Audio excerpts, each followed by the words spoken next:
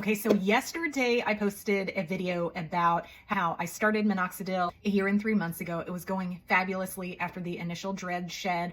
I had extremely minimal side effects. I've done another video about that, and it was growing me back a lot of hair, and it was great. And then around the holidays, I started noticing that I was regressing, and I had done just a really cursory search to see if Minoxidil could eventually stop working and just not be effective anymore. And I didn't find anything on that, and so I thought, well, maybe my alopecia is just outrunning the effects of the Minoxidil. I had waited a while because I wanted to see if it would just resolve itself, if it was just stress. I couldn't really figure out what it was, and it didn't seem to be getting better. And so I made the decision a couple weeks ago to increase my dosage of Minoxidil from the tiny amount I was taking, 1.25 milligrams, to the full 2.5 milligrams. It's still half of the max dose of 5 milligrams that people will sometimes take, but that is associated with a much higher risk of undesirable side effects. And so I had increased it for the past 2 weeks, and I feel like I was already experiencing the beginnings of a dread shed, which is one of the reasons why I was nervous to even increase it to begin with. But I had talked to my doctor, to my dermatologist. She's the one who recommended that I just increase it. She didn't act like there was any possibility of a second shed. But yesterday, after I posted that video, Pocket Possum put a comment on my video that said she has heard about second and third sheds, and so maybe just wait it out. Otherwise, I could double up on the dread shed if I increased it. And so I did deeper, further digging. I saw where people said that a lot of doctors and dermatologists don't really believe that a second or third shed is possible. But as I have seen in other medical instances with myself and my family, sometimes doctors will unwittingly gaslight you on a situation because they are listening to what the pharmaceutical companies say, and they don't necessarily listen to the growing number of patients who are saying something completely different.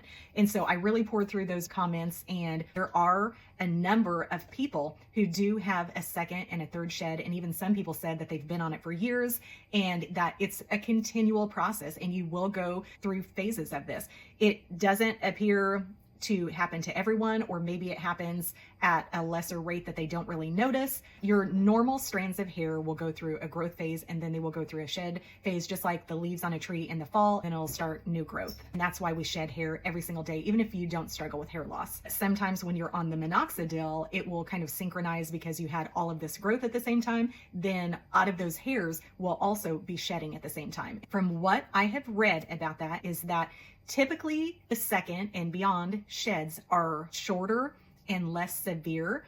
I do feel like it is definitely not as severe as the initial dread shed I had, but it was alarming because I was worried that I was outpacing it and that I was going to lose all my progress and be back to square one. But I'm feeling much more comfortable and at peace and confident after reading the many people who talked about having second and third and even more sheds, because all of them said that you will continue to go back into the growth phase, just like in the beginning when it started growing with all of the baby hairs. And they said that it does thicken up and get better. It's usually not as severe and not as long and not as dramatic as it initially was. So as long as I know that there's hope and that my alopecia just hadn't ramped up to make the Minoxidil ineffective, then I can live with that. And the stress hormones in my body over that, I'm sure, are going to come down and help to not shed as much and help my hair to grow back even quicker. I've had people ask me about the side effects. I did a really in-depth video on my side effects, and I know there's no easy way for you to find on my TikTok account and my Instagram account and my different accounts, except for on my YouTube. I have a playlist where anytime I talk about hair loss or my wigs or anything related to this alopecia journey that I'm on, and I put those in the playlist, and I believe it's called My Hair Loss Journey Plus Alternative Hair.